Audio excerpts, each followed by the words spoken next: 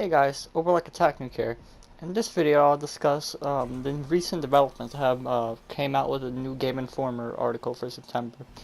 More importantly, the artifacts, which seems to be like a big centerpiece of the whole discussion.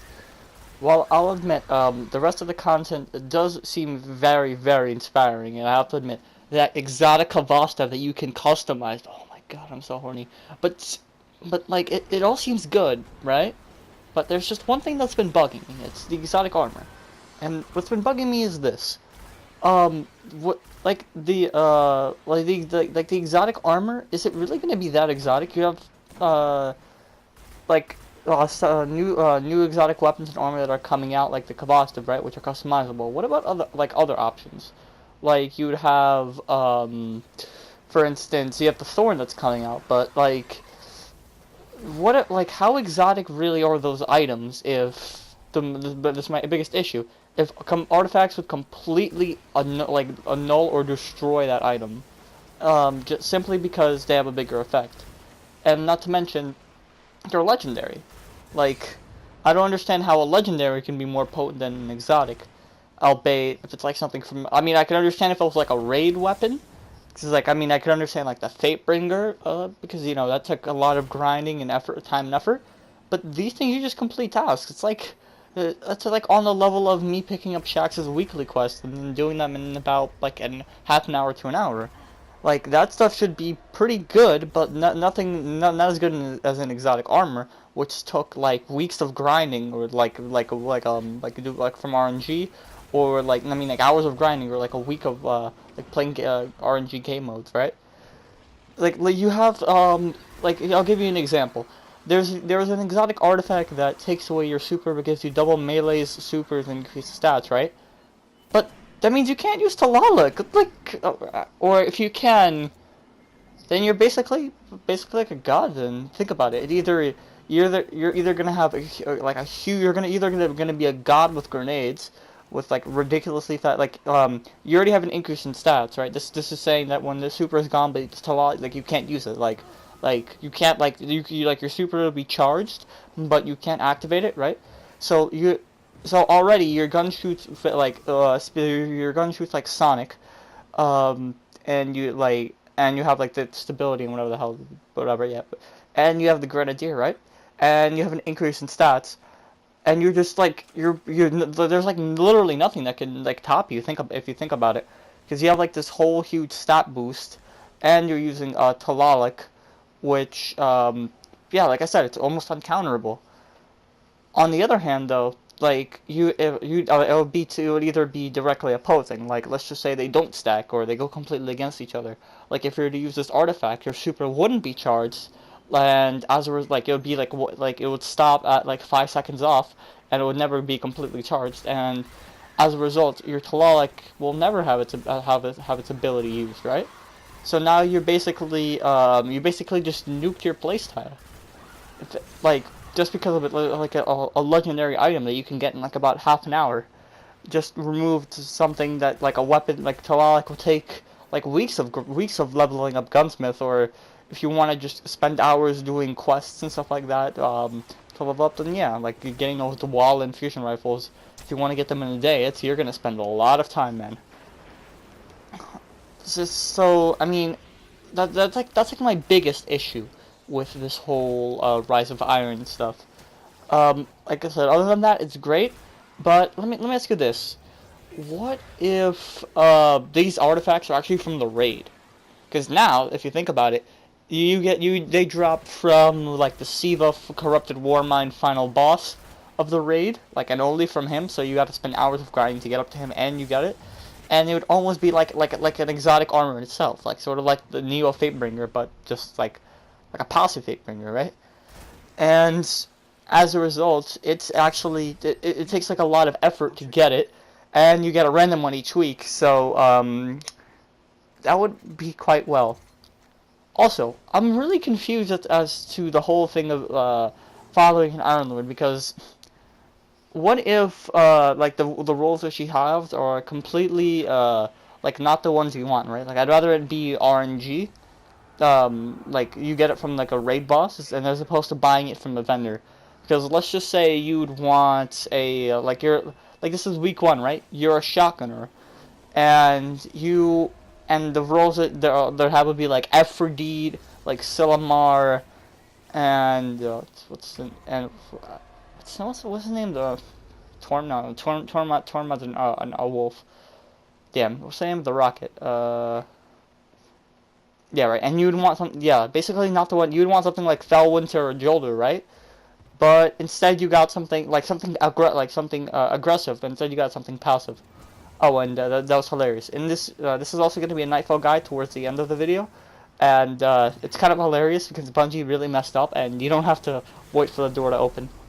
I found that really cool. But all right, going back to the point, it's like it really should be RNG because that's what made Year 1 so great. Like you never really knew what if you're gonna get a Galahorn at the end of an activity, and when you get it, it was so amazing. So I guess, but that's like a whole different issue. Set items versus RNG. But in my opinion, for items of such great power, to like change your to change the way you play, I think that it really should be RNG. Like, like, it's gonna be so it's like the whole reforging thing from Year 1. It's like just completely change the game by like however you want it. It's like, well, you might as well just put it in the fucking settings option, for all you care. But yeah, that's just my main issue, and that's just like some ways you can fix that. Although, like going back to the point, going back to the whole a point that I made about the a previous video about the potential for other types of what's its face DLC as opposed to the Rise of Iron, like the Forge of Gods and the Vex Void. I really would want to see Vex based what's its face artifacts that would allow you to have equip abilities of a different class. Like Titans would actually get like a form of blink, while Warlocks would get some kind of sort of like an adrenaline rush for like a speed boost.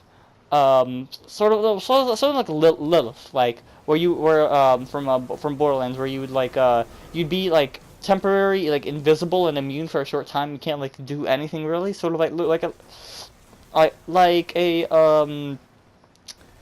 how should I say this? So like a quick way of relocation, 3 seconds, where for an artifact when you're critically wounded, and you do something like craft or something. I think that would be a cool thing to have, or maybe something where you can actually summon a friendly Vex reinforcement, as opposed because I've heard in another artifact that if you melee an enemy, you gain their allegiance for a short time.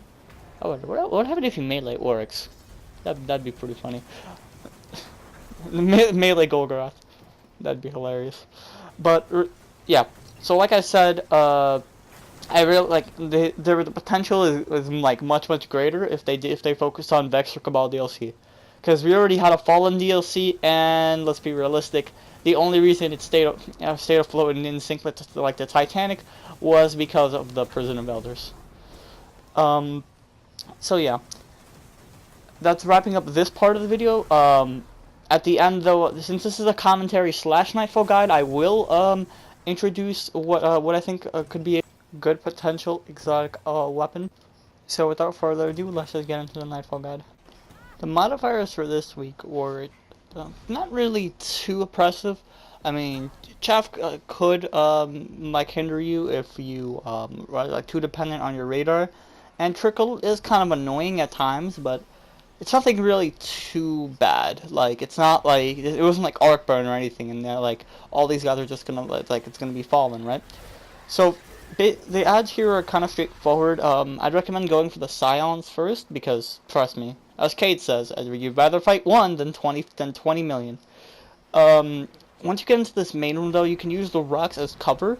You can actually let the Fallen and Taken fight a bit, although the Taken would eventually win, just simply because they have a bit of reinforcement and they have a Minotaur.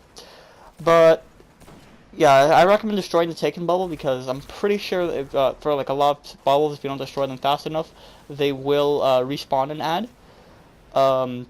Yeah, this rock right here is very good. As you can see, there's 2 hobgoblins up above. If this was solar burn, I'd just immediately take out both the minotaur and the snipers up on the ledge. But since it's not, I'm gonna slowly take my time here. I'm not gonna like I could rush out, but I'd probably just die. Yeah, see the snipers would get annoying if you're staying out too often, like as they do, and like you can easily kill them. Like screw like the bubble. It's only like a one-time thing, really. They put it up once, but then they're like they don't regen fast enough, so you can easily kill them. And yeah, you just play like a bit of good.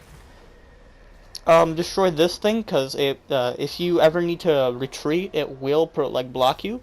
But unless you want to use cover, you can easily just jump up top. But that bubble up there is a bit of annoying. You could destroy it and then just jump on top. Actually, that might be like a best strategy if you don't want to fight them. I was a bit weak here, so I just yeah. Invisibility is a very good tactic, especially when dealing with Taken. Although, like, especially against the Taken Fallen. Although wizards can see you and shoot you, but don't worry, you won't be encountering those here. Yeah, the snipers are kind of annoying to do the bubble, but like I said, it's a one-time thing, and you just slowly pick off the ads. It's more tedious than hard, in all honesty. It's busy work basically. It's annoying. It's not really. It's annoying because it's like you just deal deal with it. And for the next part, same thing as before. You wouldn't really want to charge out. You'd actually want to stay on like, you have like an altitude advantage if you stay on the rocks, and it's really really great because you can just hide behind them. You can you can literally go full jihad by hiding in like behind rocks and just shooting people with your pulse rifle, your burst weapon there. And as you can see, like as you'll see later on in the video, the door, I don't know if it was intentional or not, if the door is immediately supposed to open as he scans it. It's good to see that Dinklebot's actually fucking doing something for like the first time in a billion years. But if that's not the case, what I recommend for you is to lock down this bridge right to my left, right about now, about to cross, and use the rocks here. You can shoot down into the middle land here, and if you go to the other side, that's really really good for the first and third wave. For the second one, you might want to watch out for a few snipers, although that's in the fallen phase. I don't know if they're going to spawn up here. You can use this blue crate if they're coming up the stairway, and it's true that minotaurs do come up here, but you have a bit of a choke point, meaning captains. Sorry, yeah, those captains. I'm pretty sure I died one time because the captain just and I'm dead. Like, this dude just spray and prayed me. Like, I'm done. Like, I was pissed off when I died there. But yeah, you just, like I said, you just hide here. You like, they're coming to you. Like, what are they gonna what are they gonna do? You have an altitude advantage, and if they come up here, you have a choke point. I mean, it's not like they're not. I mean, the captain can only blink like what, 10 feet. He can't. Yeah, like I said, you have and that's their best movement type, right? See, they're just slowly gonna come up to you. You pick them off one by one. You have a choke point. You have the height advantage, and you have a lot of room to retreat. You can go in that room by the like in the cave, or you can go back across the bridge.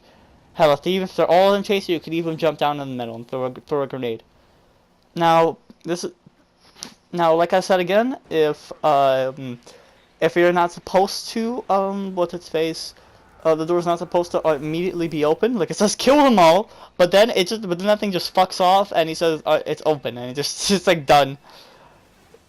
And I don't know if that's, like I said, I don't know if that's intentional. So if it's not, and it was just a glitch, and Bungie's gonna fix it, just stay up top and like mow them down. For the next section, I recommend that there's two ways. You can three really. You can take all the ads out meticulously, like one by one. You can just freaking fast and furious right through it. Actually, yeah, what I meant to that is that you just ignore all the ads and go through it. But now that I think about it, I do kill all of the taking bubbles here, as much as I can. But you don't have to do it. Ads don't spawn, and if they do, you just drive past them. And I really recommend you use the mines on them, because those things bounce around like hose. So you don't know where that shit's gonna land. That's probably not gonna be in your favor. But anyway, there was like a bunch of snipers. But hey, you're shooting explosive globs. Okay, that sounds wrong. And like I said, use the rock. Like I messed up here. I got like 6 of them straight in my face. It's like Brokeback Mountain style. Just hide behind rocks, because you see I got hit by them again. Look at this. My God, I'm getting Brokeback Mountain. Yeah, just shoot like 4 or 5 orbs. Then you just press bumper to the right, so that you can try your luck with the mines that bounce like hose. In the second portion, I'm not going to show you this, but what you can do is there's going to be ads on like a rock wall above you. You just completely ignore them. Just kill all the ads on the bottom. You can drive down a tunnel along the right side and just go run as fast as you can into the next area. Like the best that they have is a Minotaur, and this dude can't really shoot too fast. Just try not to go like he may melee you, and that probably will mess you up. But just try running past him as fast as possible, without touching him. Invisibility works wonders, but roaming supers works pretty well too. Although I'll admit you probably don't want to waste your super that quick. But actually, yeah, if you were to pop a hammer, and then as soon as you load into the next area, just use a hammer to mow down a lot of ads. That'll be quite helpful. Same thing with something like Storm Trance. With your Ionic Blink, works just beautifully. In all honesty, just blink right past this dude, and this dude just turns around like, huh? Probably just like a software glitch. Just ignores it. All right, the boss itself is a bit tricky. The ads to clear the boss aren't really too tricky, as much as the boss themselves. Watch out for the Centurion. Although the best thing is to get him while he's deploying an orb, probably because the orb is going to go after the Fallen, so you don't have to worry about it, and he's basically just standing still. Other than that, most of them are just light infantry. The goblins can be a bit annoying though, and watch out for the thrall that will spawn next to this bubble. Like I said, I destroy the bubbles because I don't worry about ads. And there's like 2 goblins. Yeah. Yeah. Basically, you don't really need to worry about enemies like Thrall, because its light switch isn't activated, or like solar burn isn't activated. So for this one, I'll admit you can be a bit more upfront as opposed to being a bit more guerrilla. But watch it when you're dealing with that captain, because I'm telling you, that fucker is like, this dude just mows you down in seconds. It's like he's mowing fucking grass. He just like, and you're dead. So it's really annoying. I died one time when fighting this captain. I was just so pissed. As for the boss himself, he's a bit tricky because he deploys ads at 75%, 50. No, it's like 70, 40, and then it's like 70, 50, and 30. I don't know. It could be at 75, 50, and 25, but I don't know. It's around that general area. And it's basically around the same type of ads, although they do increase in scope and power as you go along. Basically, in the first 2 runs, there's gonna be scions and sniper nests and shit like that. It's just shit to annoy you, right? But at the last, snipers will show up towards the end, so watch out for those. They will be on the cave sniper nest and on the metal sniper nest. Obviously, you can go under the map if you glitch. Though I could show you that though. I really should. Well, another time then. I'll show you a cool way to cheese the Nightfall. But until then, I'm just gonna tell you the normal way of doing it. Like my way, I guess. I tether the boss and I go out with my sniper rifle and sleeper. Do it a decent 10% damage, and nothing too shabby, I guess. And I know that there's gonna be Thrall spawning at the place that they spawned last time. And a bit of Scions too, light soldiers, right? Yeah, so you can just shoot that shit right down, and I basically have a little bit more breathing room. The boss likes to be in quite a few places. He likes to be either in the middle, where he would spawn in, right around the rocks. From there, I could just throw my grenade, and I can get some easy picks on him. Like the best he can do is blind me. He's not gonna do anything. Or he likes to hang out over there in the far back of the map, like where the sniper nest would be, like behind where I'm shooting right now. And in all three of those spots, it's quite an easy. He's quite an easy target to shoot, in all honesty. But I just love it when he just hangs around the back and just like does like patrols. Like he just starts walking around like a complete moron. It's hilarious. It's like I honestly like the modifiers are probably against you, but the boss isn't. It's like he's saying, all right, I'm gonna pretend to do something. Just kill me right now. But in all seriousness, this Nightfall, it was not really that difficult. Last week's wasn't really too difficult either. I mean, I think the previous time both Nightfalls came up, the previous Just Palace and the previous Winter's Run were a bit harder. And I don't know, this just feels like so tedious. It's like just so annoying because you do it and it's just like repetitive. It's like why? Like, why am I doing this? It's like it's not hard. It's not hard. It's just boring. That's my opinion on it. Now let's go on to the weapon of the day, or not really. This isn't like a daily thing. Daily Destiny videos? Nah. Anyway, let's go back to the weapon of the episode. Yeah, the weapon of the episode. Oh, it's called the Gunslinger's Pride. The weapon is going to be called the Gunslinger's Pride, and it's like an amalgam of the first curse, the spindle, and the Zen meteor.